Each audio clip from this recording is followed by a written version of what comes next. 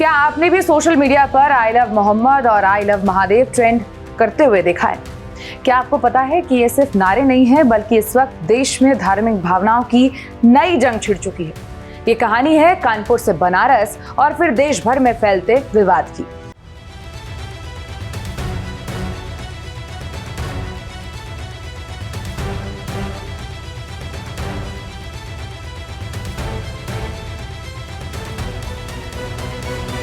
I love Mohammad सही तो I love Mahadev गलत कैसे हो गया? इसी बात को लेकर उत्तर प्रदेश में माहौल गरमाया हुआ है।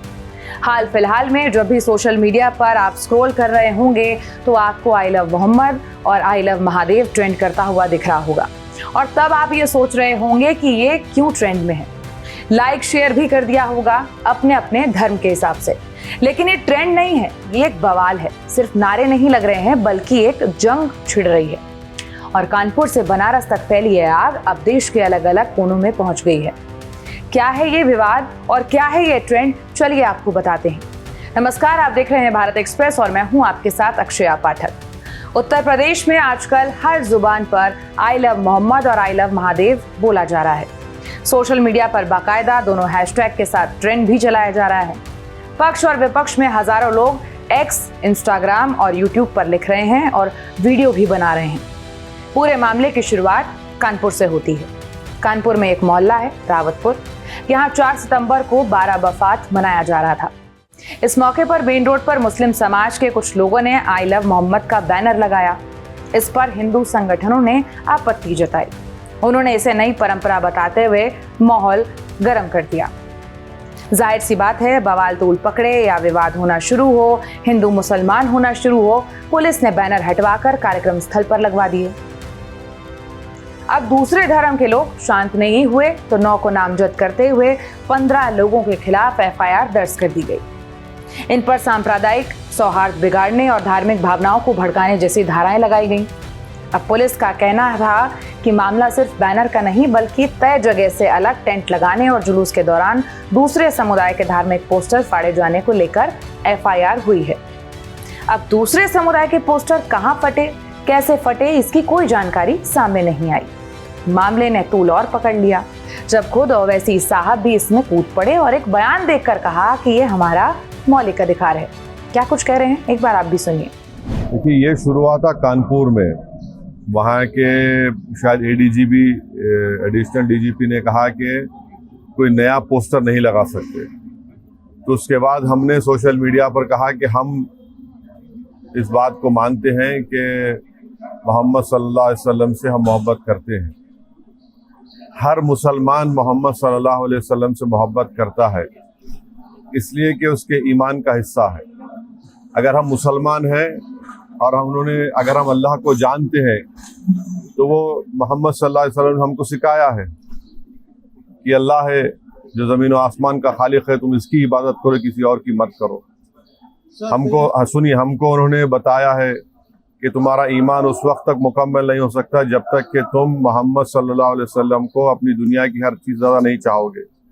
ये तुम्हारे ईमान का हिस्सा है। और आर्टिकल 25 में फ्रीडम ऑफ रिलीजन है, तो संविधान में फंडामेंटल राइट है, इसको आप कैसे छीन सकेंगे किसी से? और ये क्या बात है कि नया पोस्टर कैसा लगाए, जो यूपी में क्या गलत है एकदम। ओवैसी नहीं, कई नेताओं ने इस पर बयान जारी किए हैं। सबकी अलग अलग राय थी। समाज धर्म के नाम पर वैसे भी 2 भागों में हमेशा बंटता ही रहा है और बंटता ही रहेगा। जब तक सियासत रहेगी तो धर्म एक मुद्दा तो रहेगा ही रहेगा, वरना रोटी कौन सेकेगा। चिंगारी भड़की और इसकी आंच कानपुर से देश के अलग अलग हिस्सों में पहुंच गई। लखनऊ, बरेली, नागपुर, उत्तराखंड के काशीपुर और हैदराबाद समेत कई शहरों में जुलूस निकाले गए और विरोध प्रदर्शन हुए। पुलिस ने कई लोगों को गिरफ्तार भी किया। कई जिलों में धड़ाधड़ मुकदमे भी दर्ज होने लगे। मुस्लिम समुदाय का आरोप है कि आई लव मोहम्मद नारे को अपराध की तरह पेश किया जा रहा है। ये तो सिर्फ मोहम्मद पैगंबर के प्रति प्यार और सम्मान जताने का तरीका है और इसमें सांप्रदायिक तनाव भड़काने जैसी कोई बात नहीं है। अब मुस्लिम समाज की तरफ से बढ़ता विवाद देख बनारस में संतों ने आई लव महादेव का पोस्टर भी जारी कर दिया। संतों ने शंखनाद करते हुए हर हर महादेव का उद्घोष किया। संतों का कहना है कि देश में विदेशी फंडिंग की मदद से साजिश रची जा रही है। सोशल मीडिया पर संतों की तस्वीर जमकर वायरल हो रही है। 80 इलाके में स्थित सुमेरु पीठ के आश्रम में ये पोस्टर लहराए भी गए। गुजरात में आई लव मोहम्मद के नारे के साथ पत्थरबाजी करने की घटना भी हो गई। नवरात्रि में चल रहे गरबा के दौरान पथराव से माहौल बिगड़ गया। पथराव के साथ ही आगजनी की घटना को भी अंजाम दिया गया। कई वाहनों के शीशे टूट गए और 2 दुकानें आग में जलकर खाक हो गईं। हिंसक घटना के बाद स्थानीय पुलिस हरकत में आई और ताबड़तोड़ एक्शन शुरू कर दिए गए। पुलिस ने बड़ी मुश्किल से हालात पर काबू पाया। फिर इसके बाद मध्य प्रदेश के इंदौर में भी आई लव मोहम्मद के बैनरों ने नया विवाद खड़ा कर दिया। नवरात्रि पर्व की शुरुआत के बीच इन पोस्टरों को लेकर विश्व हिंदू परिषद के नेताओं ने आपत्ति भी जताई। उनका कहना है कि इस समय जब हिंदू समाज का प्रमुख पर्व नवरात्रि मनाया जा रहा है, ऐसे में इस तरह के बैनर लगाकर एक विशेष वर्ग के लोग माहौल बिगाड़ने का प्रयास कर रहे हैं। पूरे देश में पोस्टरबाजी का दौर शुरू हो चुका है। आई लव मोहम्मद पोस्टर विवाद के बाद अब गरबा पंडालों में आई लव महादेव कैंपेन चल पड़ा है। मुंबई के गरबा पंडालों में युवतियां और महिलाएं आई लव महादेव के पोस्टर लेकर पहुंचने लगी हैं। आई लव मोहम्मद के जवाब में आई लव महादेव और आई लव महाकाल के पोस्टर जगह जगह दिखने लगे हैं। अब पुलिस के लिए कानून व्यवस्था बनाए रखना एक चुनौती भी बन गया है और खासतौर से नवरात्रि का समय चल रहा है। नेता अपने वोट बैंक को बचाने से बाज नहीं आ रहे हैं, पिस रही है जनता।